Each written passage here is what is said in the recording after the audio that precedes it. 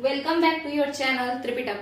हम लोग शुरू करने वाले हैं आपका क्लास 6 का एनसीईआरटी हिस्ट्री, जिसमें ये जो आपका विलेज और टाउन वाला जो चल रहा था, वाइटल विलेजेज और थ्राइविंग टाउन, समृद्ध शहर एवं समृद्ध गांव, उसी का यहाँ पे चल रहा है।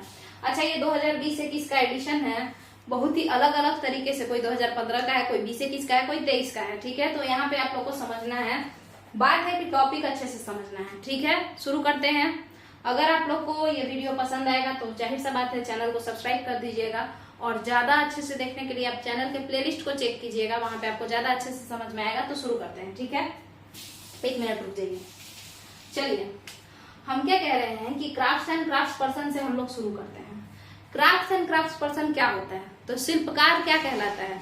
शिल्पकार और उसकी शिल्पकारी। जैसे कोई मूर्ति बनाता है, फिर वो मूर्तिकार कहलाएगा, और जो वो मूर्ति बना रहा है, मूर्तिकारी, उसका कला जो है वो क्राफ्ट्स कहलाएगा। ठीक है, कला जो है वो क्या कहलाएगा? Craft, art. और जो कलाकार है वो क्राफ्ट्स पर्सन कहलाएगा। ठीक है, यहाँ तक का क्लियर है। अब क्या हुआ कि कई तरीका का कला होता है। पहले हम 3 लाइन खींच लेते हैं ताकि हम इधर जिधर गंदा करें उधर उधर साफ करते हैं। चलिए, तो देखिए, कला जो है आपका वो बहुत तरीके का होता है। कला एक तरीके का थोड़े होता है, बहुत तरीके का कला होता है। जैसे कोई मूर्ति बनाता है, किसी का मन कोई स्क्राइब बन जाए, लिखना शुरू कर दे कि हम लिखेंगे, हमको ज्यादा लिखना पसंद है। ठीक है, तो इस तरीके से कोई राइटर बन सकता है ना। तो अलग अलग टाइप का कला होता है, उसका कला है और वो कलाकार है। तो जो कला होता है उसको क्राफ्ट कहते हैं, और जो कलाकार है उसको क्राफ्ट्स पर्सन कहते हैं। बेसिकली ज्यादातर यही सब जो मिट्टी का ये सबसे मूर्ति वगैरह बनाते हैं तो उन्हें क्राफ्ट्स पर्सन कहते हैं। समझ जाइए, सीधे सीधे मूर्तिकार एक तरीके से क्राफ्ट्स पर्सन है। अब अलग अलग कला के ज्ञानी लोग क्या किए? अलग अलग कला के ज्ञानी लोग, अलग अलग शिल्पकार क्या करना शुरू किए? अगर आप देखें तो वो लोग एक ग्रुप बना लिए। ठीक है, सारे शिल्पकार एक ग्रुप बना लिए, सारे ज्ञानी जो टैलेंटेड लोग थे, कला जानते थे, वो लोग एक ग्रुप बना लिए, और ग्रुप ऑफ शिल्पकार या ग्रुप ऑफ क्राफ्ट्स पर्सन, वो क्या कहलाया? तो वो कहलाया कि श्रेणी। वो क्या कहलाया? श्रेणी, SHRENI, श्रेणी कहलाया। यहां तक का क्लियर है। अब ये वर्ग श्रेणी का क्या था उस पर बात करेंगे। देखिएगा, श्रेणी क्या है? तो एक ग्रुप है, एक संस्था है। जैसे ट्रेड यूनियन है ना, लेबर का यूनियन बना लिए, टीचर का यूनियन बना लिए, तो वो एक संस्था हुआ। अब वो यूनियन क्या करेगा? तो वही बात है कि श्रेणी आखिर क्या क्या काम करता था। तो अगर किसी को टैलेंट सीखना है, मैंने मूर्ति बनाना सीखना है, तो श्रेणी एक तरीके से समझ लीजिए एक ऑफिस है जो शिल्पकारों का ग्रुप है ना। तो शिल्पकारों के ग्रुप को श्रेणी कहते हैं, जैसे ट्रेड यूनियन, टीचर का यूनियन, वैसे। ठीक है, अब अगर कोई नया चीज सीखना चाहता है, कोई नया मूर्ति बनाना कोई इंसान सीखना चाहता है, तो श्रेणी उसको क्या देगा?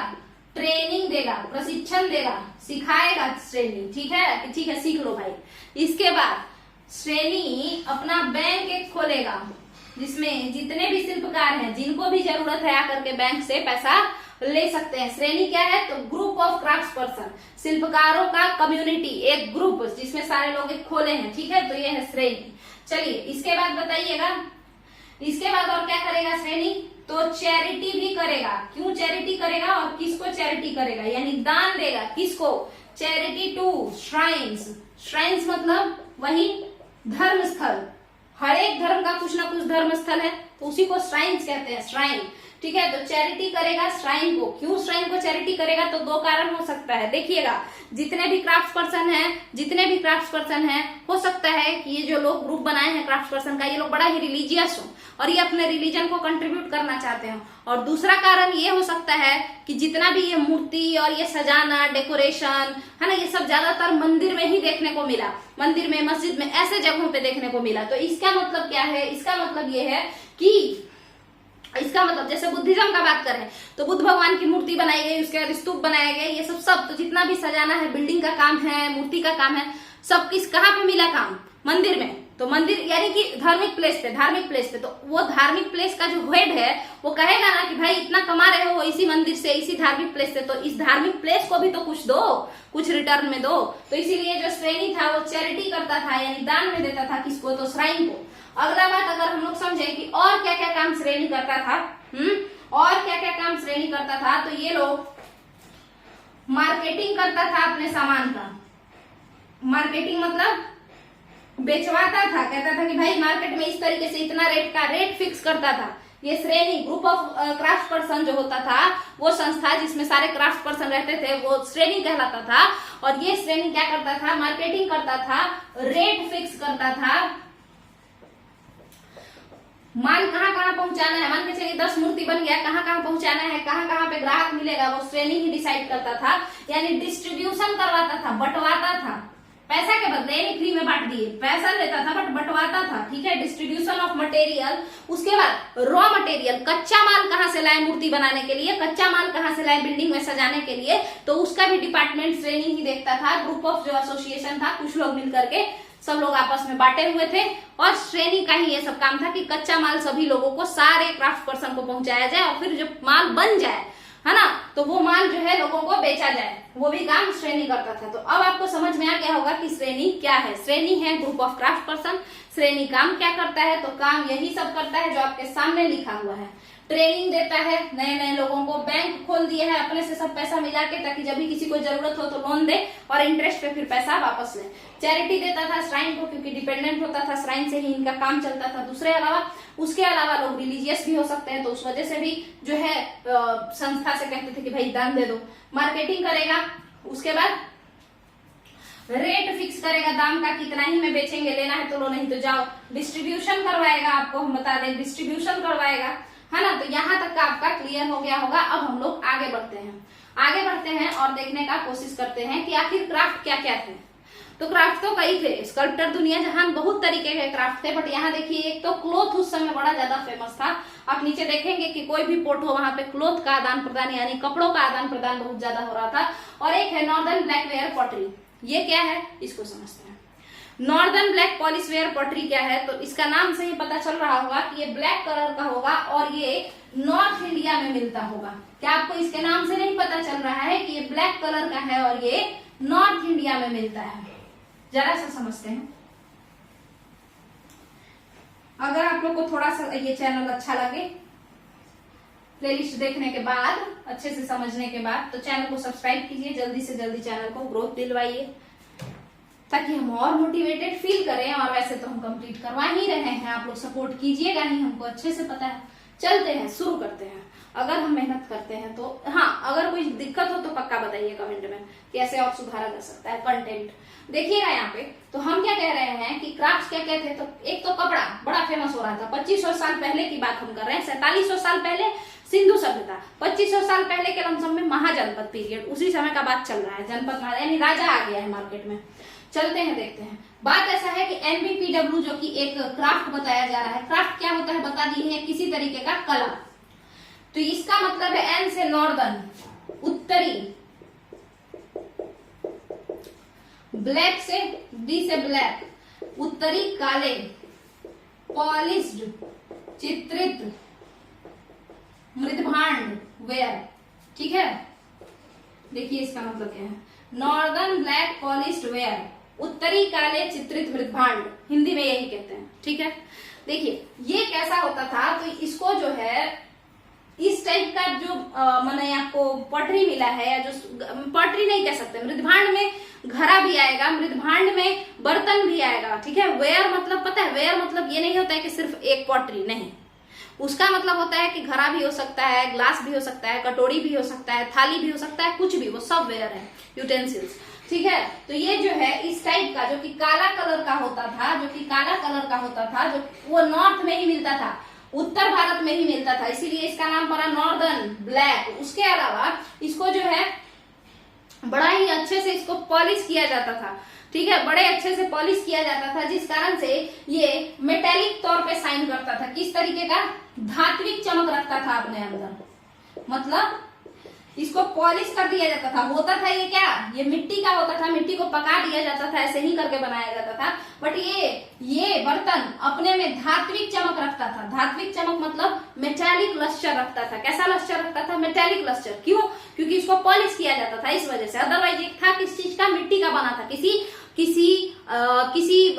आपके मिट्टी का बना था, किसी मेटल का नहीं बना हुआ था। ये नॉर्दर्न ब्लैक पॉलिश्ड वेयर जो है वो किसी मिट्टी का बना होता था, ना कि किसी मेटल का बना होता था। नॉर्थ इंडिया में बहुत ज्यादा पाया जाता था। हालांकि इंडिया में बना ये वेयर, ये यूटेंसिल, ये बर्तन अलग अलग तरीके का, ग्लास, थाली, कटोरा, ये सब, यहाँ तक कि घड़ा भी, तो ये ज्यादातर बने तो भारत के उत्तरी भारत क्षेत्र में है, मगर ये हर क्षेत्र में पाए गए हैं, यहाँ तक कि ये रोम में भी पाए गए हैं, कई जगहों पे पाए गए हैं, साउथ इंडिया में भी पाए गए हैं। तो इसीलिए ऐसा कहा जाता है कि ट्रेड होता होगा इस नॉर्दर्न ब्लैक पॉलिश्ड वेयर का पूरे दुनिया में, है ना, पूरे दुनिया में जितना में हो सकता है, देश विदेश में, ऐसा कह लीजिए। अब यहाँ तक का अगर आपका क्लियर है तो हम लोग आर्किमेडू पे बात करेंगे।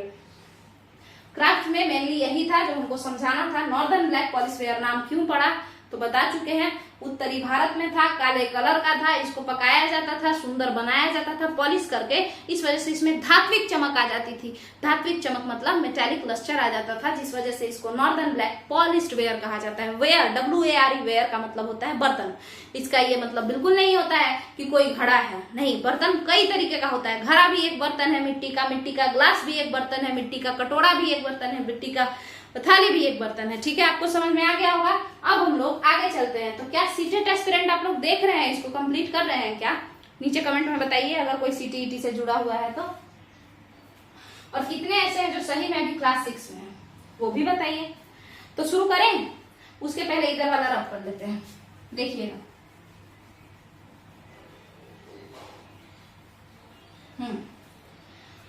तो हम क्या कह रहे थे, अगला जो बात है वो है आर्किमेडू। तो आर्किमेडू क्या है ना, एक बार आर्किमेडू क्या है आखिर? तो वो एक शहर है जो कि पुदुचेरी में है, अभी पौंडीचेरी कहिए या पुदुचेरी कहिए, जो कि कहाँ है, तमिलनाडु में है। बहुत बढ़िया बात है। आर्किमेडू एक शहर है जो कि पुदुचेरी में है, जो कि तमिलनाडु में है। आपको समझ में आ रहा है? हाँ, मगर ये तटीय क्षेत्र है, कोस्टल रीजन है, ये कोस्टल रीजन है। अब जो भी समुद्र के किनारे का जगह है ये, तो जहां भी समुद्र का किनारा है तो वहां पे हम कह सकते हैं कि ये बंदरगाह होगा, पोर्ट होगा। तो आर्किमेडू भी उस जमाने का पोर्ट था, बड़ा फेमस पोर्ट था ये। 2200 आज से 2200 साल पहले आर्किमेडू एक बहुत बड़ा फेमस पोर्ट था। तो समझते हैं इसमें क्या क्या मिलता था। तो जहां भी हमको देखेंगे, हम लोग देखेंगे कि पोर्ट होगा, पोर्ट मतलब बंदरगाह, वहां पे सामान का आयात निर्यात यानी एक्सपोर्ट इंपोर्ट बहुत ज्यादा होगा, व्यापार बहुत ज्यादा होगा। और जब व्यापार होगा, ट्रेड होगा, तो गोदाम का होना बड़ा जरूरी है। तो आपके आर्किमेडू में एक ईंटा का बड़ा गोदाम मिला है, मतलब वेयर हाउस मिला है। ठीक है, ईंटा का क्या मिला है, वेयर हाउस मिला है। ठीक है, वेयर हाउस को हिंदी में गोदाम कहते हैं, क्योंकि यहाँ पे सामान रखने का जगह है, मतलब क्योंकि ट्रेडिंग का जगह है, यहाँ से ट्रेड होता है, व्यापार होता है, तो जाहिर सा बात है कि सामान रखने के लिए गोदाम होना चाहिए। अब आपको क्या समझ में ये आ गया? हम लोग आगे बढ़ते हैं। तो आर्किमेडू में एक चीज ये मिला है। दूसरा यहाँ पे देखेंगे आप लोग, एक एम्फोर पॉटरी मिला है। एम्फोर पॉटरी या एम्फर पॉटरी मतलब एक घड़ा है जिसका नाम ही है एम्फर। नाम क्या है? एम्फर। ठीक है, वो घड़ा है, मगर ये किस तरीके का है? तो ये कुछ इस तरीके का है, देखिएगा, ऐसा है। और इसको पकड़ने के लिए यहां से और यहां से, दोनों साइड से पकड़ने के लिए हैंडल दिया हुआ है। एम्फर पॉटरी कैसा होता है? तो दोनों साइड से पकड़ने के लिए हैंडल दिया जाता है और इस तरीके का होता है। ठीक है, और उसके बाद बताइए, ये घड़ा नहीं, एक तरीके से समझ लीजिए जग जैसा है, बट ये पॉटरी ही था क्योंकि ये मिट्टी का बना हुआ था। ठीक है, ये इस टाइप का था। और इसमें क्या रखा जाता था? तो लिक्विड रखा जाता था, जैसे गरम दाल, कोई गरम लिक्विड, या फिर सबसे बेहतरीन जो कि हर एज में, हर कल्चर में चला आ रहा है, वो है वाइन। ठीक है, शराब रखा जाता था इसमें, या कोई भी अन्य लिक्विड इसमें रखा जाता था। तभी तो दोनों ओर से पकड़ने के लिए बनाया गया था, ताकि कुछ गर्म भी हो तो हम आसानी से दोनों ओर से पकड़ सके इसको। तो इस टाइप का जो पॉटरी है, इस टाइप का जो मृदभांड होगा उसको क्या कहेंगे, या इस टाइप का जो घड़ा होगा उसको क्या कहेंगे? एम्फोर पॉटरी, एम्फर पॉटरी। अब एक बात जान लीजिए, मृदभांड पूरे बर्तन को, पूरे मिट्टी के बर्तन को मृदभांड कहते हैं। ठीक है, बट पॉटरी को घड़ा कहते हैं। चलिए यहां समझते हैं। अब आपका एम्फर पॉटरी जो है ये आपका क्लियर होता है। ठीक है, ये क्लियर होता है। अब दूसरी चीज जो हम लोगों ने आर्किमेडू में देखा है वो है एरेटाइन वेयर। क्या देखा है? एरेटाइन या एरेटीन वेयर। वेयर मतलब हम बार बार कह रहे हैं बर्तन, और एरेटीन क्या है? तो एरेटीन इटली यानी कि रोम का एक जगह है, तो वहां पे जैसा बर्तन मिलता था ना, वैसा ही बर्तन हम लोग के साउथ इंडिया में भी अरिकमेडू में, जो कि पोर्ट है साउथ इंडिया का, वहां पे मिला है। किसका? एरेटीन। एरेटीन क्या है? इटली का एक तो शहर है, तो एरेटीन जैसा बर्तन यहाँ पे भी देखने को मिला है। ये आखिर कैसा होता था, किस तरीके से बनाया जाता था? तो देखिएगा ध्यान से, ये बर्तन जो होता था ये ठेकुआ की तरह होता था। ठेकुआ मतलब, तो देखिए ये कोई बहुत बड़ा बड़ा बर्तन नहीं होता था, ऐसे ही साज सज्जा के लिए होता होगा शायद, इसको ऐसे ठोक दिया जाता था, मतलब एक सांचा पे एक सांचा बनाया जाता था और उसी में गीली मिट्टी को ठोक दिया जाता था, ठोक ठोक के शेप दिया जाता था, ठीक है। तो इससे डिजाइन बन जाता था, इस पे बर्तन पे ही डिजाइन बन जाता था। कभी अगर आप लोग के घर में ठेकुआ, बिहारी लोगों के घर में हमेशा ठेकुआ बनता है छठ में, तो वो लोग एक सांचा रखते हैं, सांचा पे आटा को वैसे ऐसे करेंगे, गीला रहेगा आटा, उसको ऐसे शब्द से मार देंगे।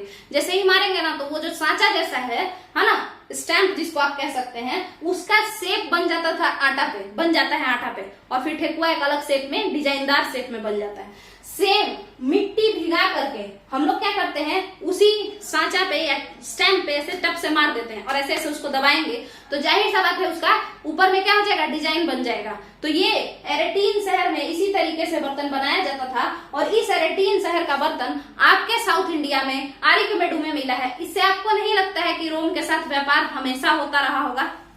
आपको लगता है क्या? बताइए नीचे कमेंट में।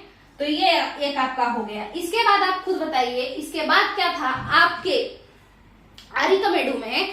तो जैसा कि हम आप लोगों को बोले कि ट्रेड में, क्राफ्ट पर्सन में, और क्राफ्ट की बात करें तो एनबीपीडब्ल्यू बड़ा फेमस था नॉर्थ इंडिया में, और क्लोथ यानी कि कपड़ा बहुत ज्यादा बिक रहा था, है ना, बोले थे हम आपसे शुरू में ही। तो यहाँ इसीलिए अरिकमेडू जो कि एक पोर्ट है, वहां पे एक स्मॉल टैंक बनाया गया था, हौदा जैसा, ठीक है, स्मॉल टैंक मतलब छोटा सा तालाब जैसा आप कह सकते हैं, ठीक है। हाँ, अब उस तरीके का समझ लीजिए। या फिर अगर आप लोग चुपके चुपके मूवी देखे हैं, तो उसमें जो जिसमें कपड़ा धोते रहता है ना, बड़ा सा नाद जैसा रहता है, बड़ा नाद, गाय जिसमें खाती है उसको नाद कहते हैं, और बहुत बड़ा नाद अगर कर दे तो वो टैंक जैसा, वैसा टैंक है, स्मॉल टैंक, ठीक है। और उस किस लिए बोला गया कि भाई किस लिए होगा ये टैंक? तो कहा कि शायद कपड़ा को डाई करने के लिए हो, है ना, या जो फाइबर है उसको धोने के लिए, धागा वगैरह धोने के लिए, ताकि वहां से लाद के, धो धा के, साफ करके लाद के फिर विदेश भेजा जाएगा, बेचा जाएगा। भाई विदेश का कैसे बेचा जाएगा? तो आप लोग यहाँ देख सकते हैं कि आपका जो साउथ इंडिया है, तो पुदुचेरी तमिलनाडु में है, तो हो सकता है कि यहाँ पे अरिकमेडू है। क्या है? पुदुचेरी तमिलनाडु में है ना, भले ही वो एक यूनियन टेरिटरी है, बट वो रीजन जिसमें पड़ता है वो तमिलनाडु का रीजन है, ठीक है। तो यहाँ पे अरिकमेडू है ना, तो यहाँ पे क्या है, बे ऑफ बंगाल। तो यहाँ से हम अपना फाइबर धो धा लिए उस स्मॉल टैंक में, और शिप पे, यहाँ पे शिप एक नाव बना देते हैं। आप रुकिए, पता नहीं कैसा बनेगा, बन गया, एक नाव है यहाँ पे, ठीक है।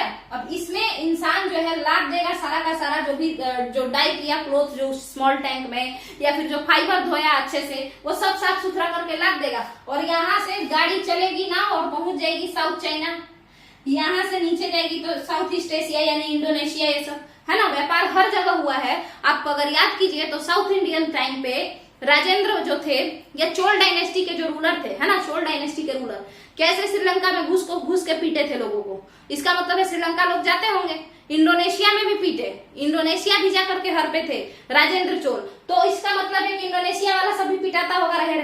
तो जब पिटाता होगा, इसका मतलब है व्यापार भी तो होता होगा। तो ये सारी चीजें, यहाँ तक कि चाइना भी गए हैं, चोल साम्राज्य के जो रूलर थे वो चाइना भी पहुंचे हुए थे, ठीक है। तो इन सभी जगहों पे व्यापार होता था गाड़ी, शिप से, जहाज से, जो कि आप लोग बाद में देखेंगे भी। तो यहाँ तक का क्लियर है, स्मॉल टैंक का यूज हो गया। अब बात करते हैं the story of berry Gaza.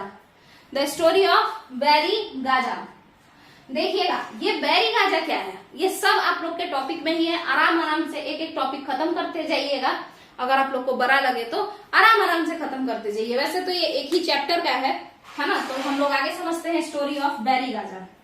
इसके बाद हम देखेंगे, अगर वीडियो लंबा हुआ तो एक पार्ट और बना देंगे। चलिए रुक जाइए, बताइए कैसा समझ में आया क्या कि M4 पोट्री कैसा होता है, और वो ठेकुआ वाला जो पॉटरी होता है, एरेटाइन पॉटरी, एरेटाइन वेयर मतलब बर्तन अलग अलग तरीके का, वो कैसा होता है, कैसे वो बनता है, सांचा से बनता है, स्टैम्प से बनता है, मोल्ड से बनता है। चलिए, सांचा पे रख के चिकनी भींगी मिट्टी को सांचा पे रख के उसको सेक दिया जाता है। चलिए आगे समझते हैं। अगला आपसे कहता है कि the story of Barygaza. तो सबसे पहले हम लोग बैरी गाजा का स्टोरी समझेंगे। आखिर ये बैरी गाजा कहाँ है? आपको नहीं लग रहा है कि बैरी गाजा क्या है? गुजरात याद है आपको?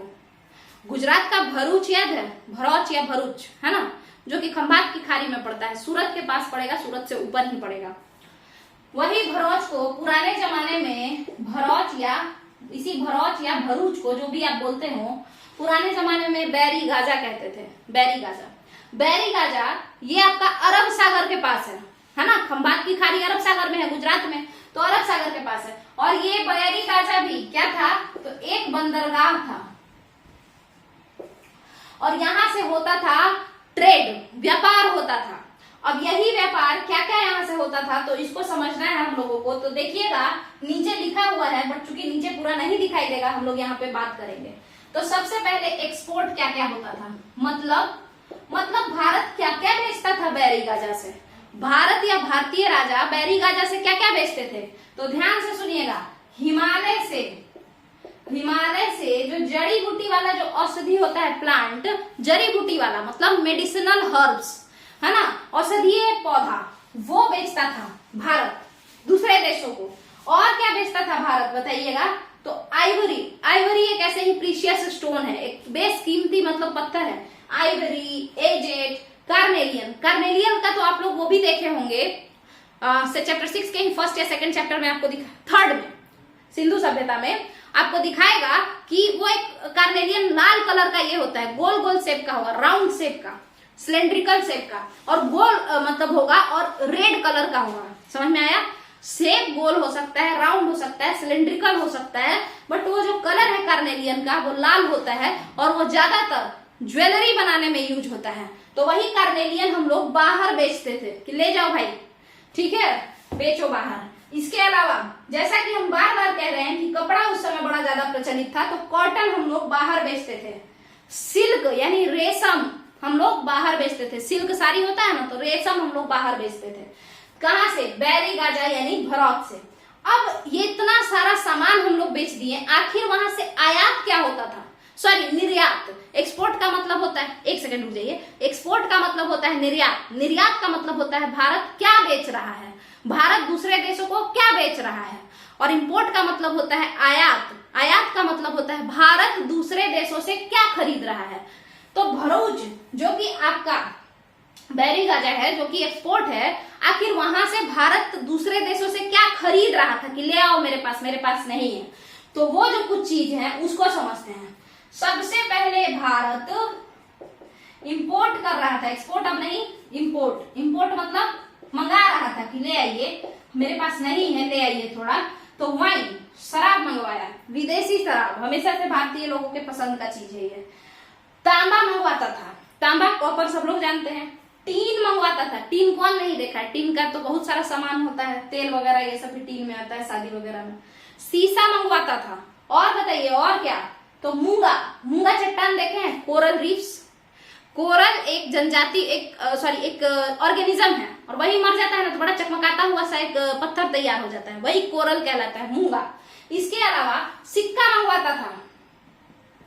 मंगवाना नहीं हुआ ना, मान के चलिए हम कुछ बेचे तो उधर से, या फिर हम कुछ उधर से बेच बाच के आए हैं और सामान भी लेके आए हैं, हम यहाँ के ट्रेडर हैं, हम क्या हैं, हम भारत के एक व्यापारी हैं जो रोम गए थे व्यापार करने, तो रोम में बेचे अपना माल और सारा पैसा वैसा ले लिए, सोना का सिक्का वगैरह, और उसके बाद उसी सिक्का से कुछ कुछ सामान खरीद लिए ताकि जाके फिर भारत में बेचेंगे, और उसके बाद कुछ सिक्का पॉकेट में रखें और ये सब सामान रखे अपने जहाज पे और चले आए। तो क्या हम कह सकते हैं कि भारत को सोना का सिक्का रोम से आ रहा था और चांदी का सिक्का? तो वही चीज है कि सोना और चांदी का सिक्का भी भारत को भरूच के रास्ते यानी बैरी गाजा के रास्ते यानी खंभात की खाड़ी के रास्ते मिलता था। अब आप बताइए, सोना का सिक्का आ रहा है, राजा चुपचाप से बैठेगा क्या हाथ पे हाथ धरे कि अच्छा व्यापारी साहब आप लेके जाइए, कोई दिक्कत नहीं है? नहीं, ऐसा नहीं हो सकता है। इसीलिए राजा जितना भी ट्रेड का रास्ता था उसको कंट्रोल करता था। चाहे आप कुषाण पीरियड में देखिए, सिल्क रूट को वो लोग कंट्रोल किया था। क्या किया था? क्या कुषाणों का जो सिल्क रूट है उस पर भी बात चलेगा। क्यों किया था? इस रास्ते से सिल्क का व्यापार होता था देश विदेश में। कुषाण इस रास्ते को, कुषाण रूलर इस रास्ते को पूरा कैप्चर कर लिए थे कि भाई इसको कैप्चर करो, ताकि जितना भी व्यापारी जाएगा, जो खरीद के जाएगा, कुछ तो गिफ्ट देगा और दूसरा टैक्स भी लेंगे। सोचिए कितना फायदा हुआ। और बदले में उनको क्या देंगे? तो डकैत से रक्षा करेंगे। और वो लोग डकैत से रक्षा तो करते ही थे। अगर कोई व्यापारी ना नुकुर किया ना, तो अपना पर्सनल डकैत भी रखे हुए थे कि जाके अटैक कर देना, तो अपने ही डर से देने लगेगा। समझ में आया आपको? तो देखिएगा, तो राजा जो है, ट्रेड का जो रास्ता है ना, वो रास्ता जहां से व्यापार होता है, व्यापारिक पथ, वो रास्ता पे राजा अपना आदमी रखे रहता था। तो जब व्यापारी सब समझ गया कि राजा जो है अपने मतलब लालच में यहाँ आके खड़ा रहता है, अपना आदमी भेजे रहता है, तो राजा के लिए कुछ कुछ गिफ्ट लाने लगा। वो भरूच वाले जगह की बात हम कर रहे हैं। तो राजा के लिए जो गिफ्ट आता था उस रास्ते से, वो था लड़का गायक।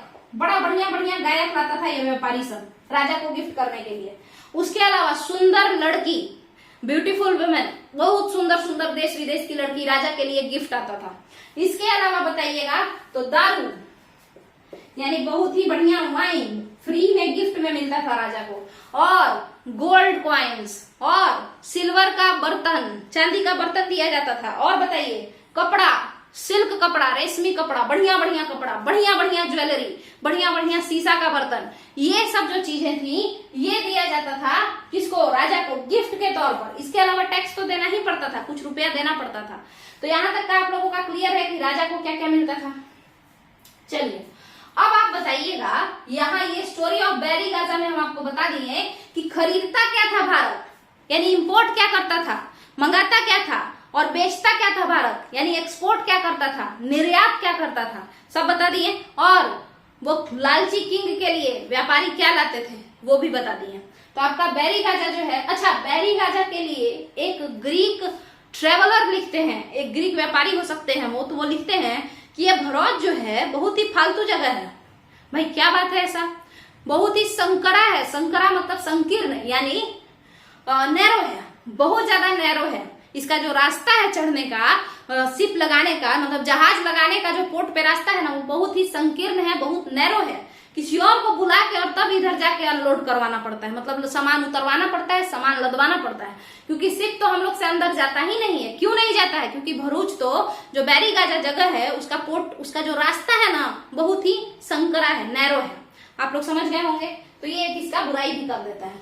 अगला जो है वो है ट्रेडर, फिर पोर्ट ऑफ फुहार, साउथ इंडिया के अंदर मतलब घुस रहे हैं हम लोग, जिसमें हम लोग मूवेंदर के बारे में भी बात करेंगे। आखिर ये मूवेंदर क्या है? तो साउथ इंडियन किंग्स जो थे, 3 हेड्स 3 चीफ्स, चोल चेर पांडे, उनको मूवेंदर कहा जाता है। ठीक है, तो अब हम लोग इसको अगले पार्ट में देखेंगे। ठीक है, यहां तक का आपका क्लियर हो गया है। अगला जो है पोर्ट ऑफ पुआर से, ट्रेडर से हम शुरू करेंगे। ट्रेडर पे तो अभी भी बहुत सारा बात किए, और भी बात करेंगे कि कैसे ट्रेडर अपने फायदे के लिए साउथ वेस्ट मानसून का यूज करते थे, ये सब।